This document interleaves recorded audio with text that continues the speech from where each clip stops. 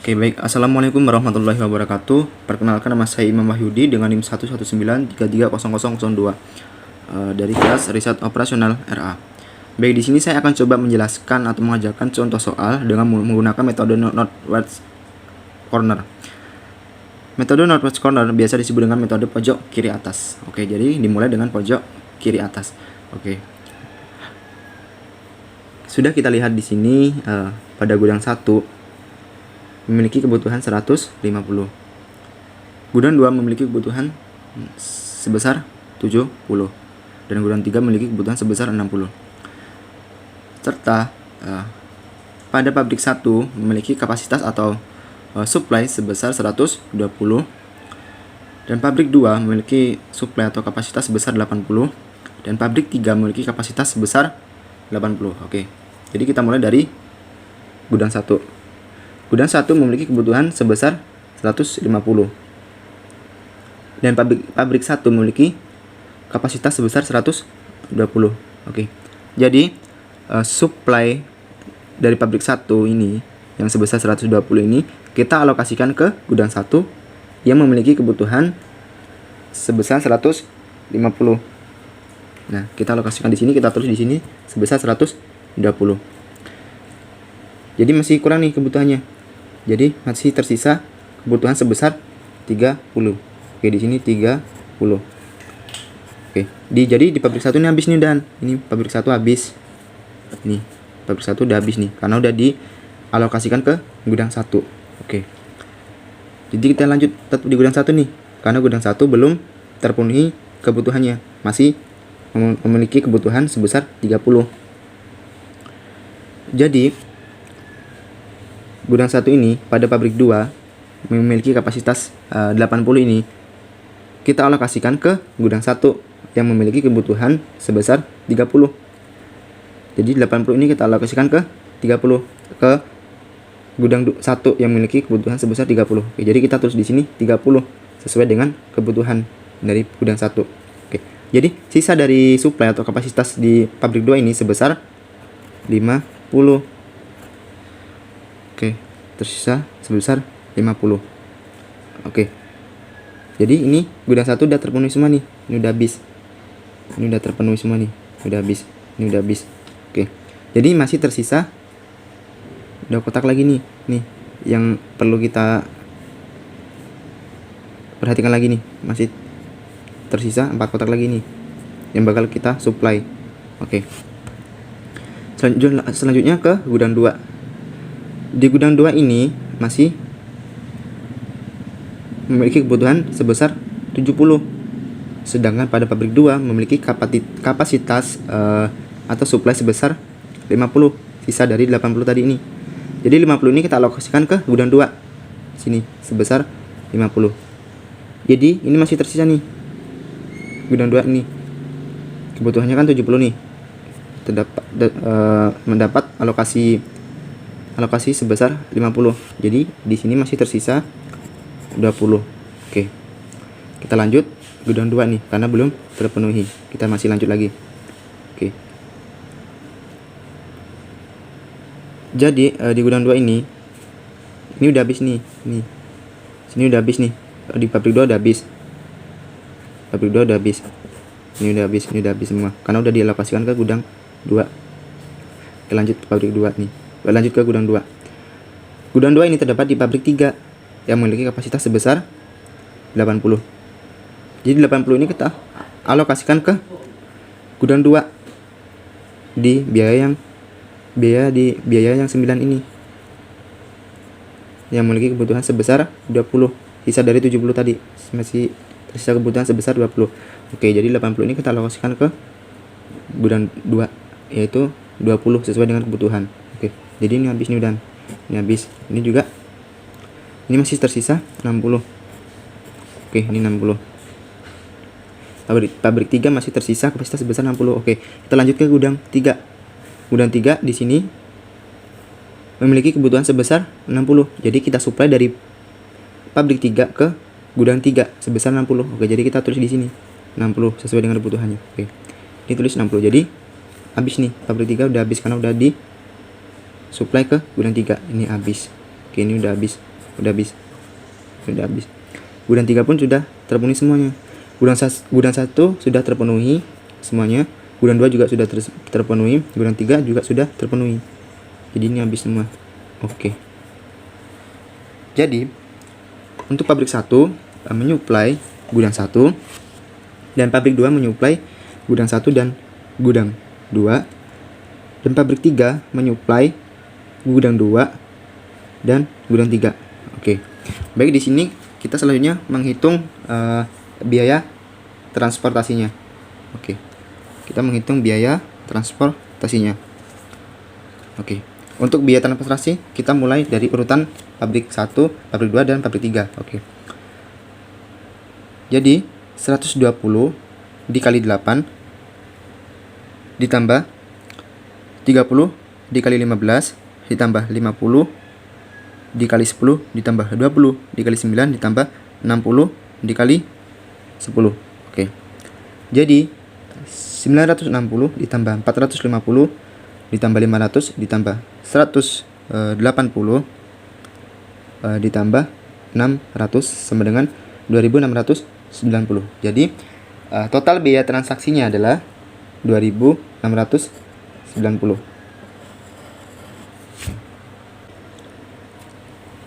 Oke, baik. Di sini saya akan melanjutkan mengerjakan contoh soal dengan menggunakan metode less cost method atau biasa disebut dengan biaya terendah. Oke. Jadi di sini kita mulai dari biaya yang terendah. Dari semua sel ini, mana biaya yang paling terendah? Nah, biaya yang paling terendah adalah 3. Nah, 3 ini terdapat di gudang 1 dengan kebutuhan 150 dan terdapat pada pabrik 3 dengan kapasitas sebesar 80. Oke. Jadi kapasitas atau supply dari pabrik 3 ini kita alokasikan ke gudang 1 di biaya yang terendah, yaitu 3 ini sebesar 80. Ya, kita tulis di sini sama dengan 80. Jadi gudang 1 ini belum terpenuhi kan? Oke, masih tersisa 70 di sini. 80, 150 dikurang 80 sama dengan 70. Ini masih sisanya nih. Oke. Jadi tapi di pabrik 3 ini habis karena sudah teralokasikan ke gudang 1. Ini habis nih. Ini habis, ini habis nih. Kita coret habis. Oke. Jadi selanjutnya kita cari lagi nih, mana biaya yang paling rendah. Biaya yang paling rendah selanjutnya adalah 5 ini, terdapat di gudang 2 yang memiliki kebutuhan sebesar 70. Dan di pabrik 1 memiliki kapasitas sebesar 120. Nah, 120 ini kita alokasikan ke gudang 2 yang memiliki kebutuhan sebesar 70. Oke, jadi kita tulis di sini 70. Nah, kita tulis di sini sama dengan 70.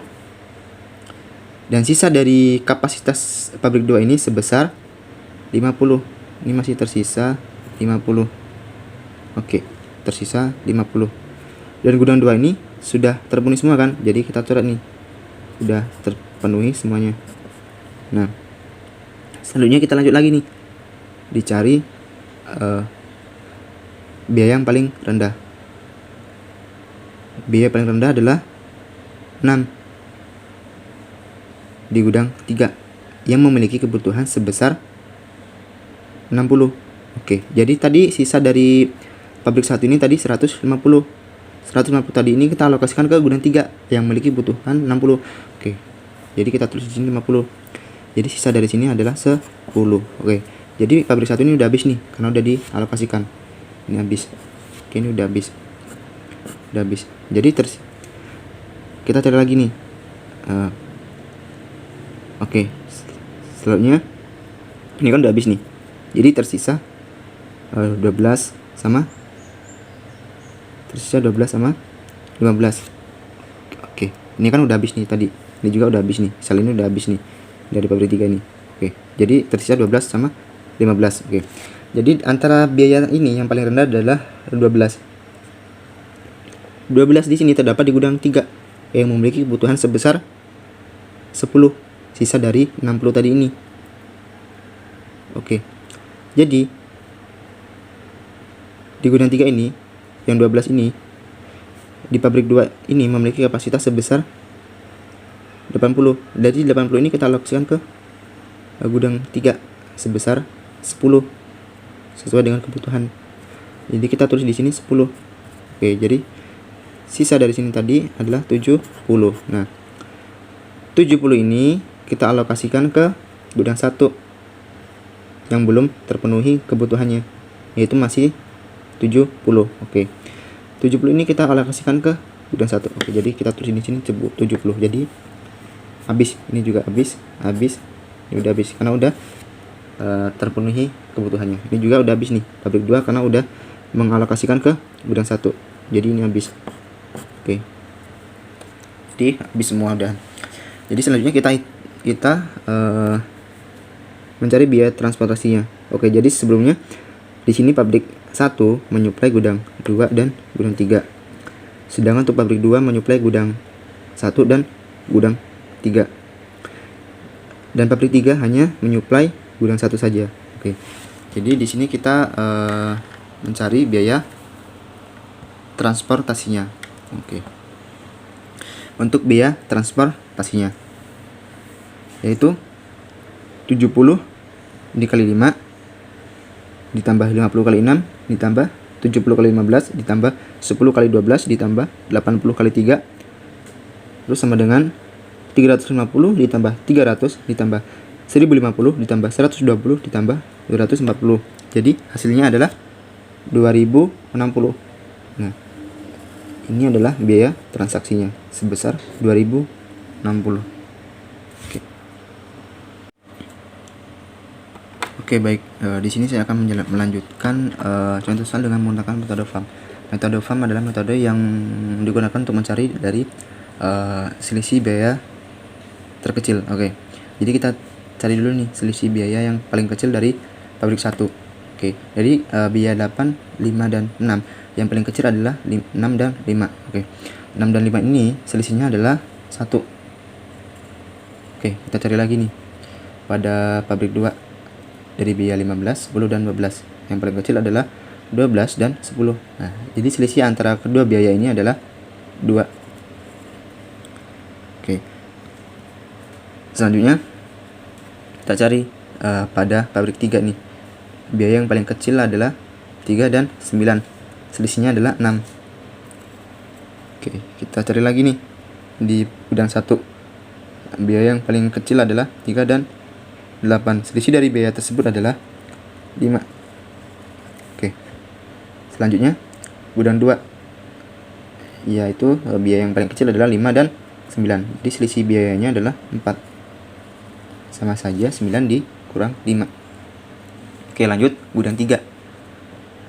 Selisih biaya yang paling kecil adalah 6 dan 10. Selisihnya adalah 4. Oke. Dari biaya selisih biaya ini yang paling besar adalah selisih yang paling besar adalah 6. 6 ini terdapat di pabrik 3. Di gudang 1. Pabrik 3 kita mulai dari gudang 1. Gudang 1 memiliki kebutuhan sebesar 150 dan pabrik 3 memiliki kapasitas sebesar 80. Jadi 80 ini kita alokasikan ke pabrik 3 sebesar 80. Oke, kita tulis di sini sama dengan 80 nih. Oke, jadi pabrik 3 nih udah habis. Udah habis. Nah, di gudang 1 ini masih memiliki kebutuhan sebesar 70 nih, karena 150 dikurang 80 ini masih masih memiliki kebutuhan sebesar 70. Nah, jadi kita lanjut lagi nih cari selisih biayanya. Untuk pabrik 1 masih tetap 1 nih biayanya. Nah, untuk pabrik 2 masih tetap selisih biayanya 2. Dan pabrik 3 sudah habis nih karena sudah dialokasikan ke gudang 1. Untuk gudang 1 tersisa 15 dan 8. Jadi selisihnya adalah 7. Untuk gudang 2 tersisa 5 dan 10 karena ini tadi udah habis. Jadi selisihnya adalah 5. Untuk pabrik 3 tersisa 6 dan 12 ini juga tadi udah habis karena dialokasikan di pabrik di gudang 1. Jadi selisihnya 6 dan 12 adalah 6. Selisih 6 dan 12 adalah 6. Ini selisihnya. Oke. Dari selisih biaya ini yang paling besar adalah 7. 7 terdapat di gudang 1. Nah, gudang 1 tadi kan masih memiliki kebutuhan sebesar 70 nih. 70. Ini kan ini 70. Nah, 70 terdapat di gudang 1 ini terdapat di pabrik 1 yang memiliki kapasitas sebesar 120. Jadi 120 ini kita alokasikan ke gudang 1 sebesar 70 sesuai dengan kebutuhannya. Jadi kita terus di sini 70. Nah, sisa dari kapasitas pabrik 1 ini sebesar 50 sisanya. Nah, sisanya adalah 50. Selanjutnya kita cari lagi nih selisih biayanya. Untuk pabrik 1 masih tetap nih 1. Untuk pabrik 2 masih tetap 2. Untuk pabrik 3 tetap habis nih, udah habis kah? Untuk gudang 1 nih udah habis karena tidak ada selisih biaya lagi. Untuk gudang 2 masih tetap nih 5 dan 10. Masih tetap biayanya, selisih biayanya 5. Untuk gudang 3 masih tetap 6. Nah, dari selisih biaya ini yang paling besar adalah 6. 6 terdapat di gudang 3. Nah, di pabrik 1. Oke. Pabrik 1 ini memiliki kapasitas sebesar 50 sisa dari 120 tadi ini. 150 ini kita suplai ke gudang 3 yang memiliki kebutuhan sebesar 60. 50 ini kita tulis di sini. Jadi sini 50. Nah, jadi sisa dari kebutuhan gudang 3 ini sama dengan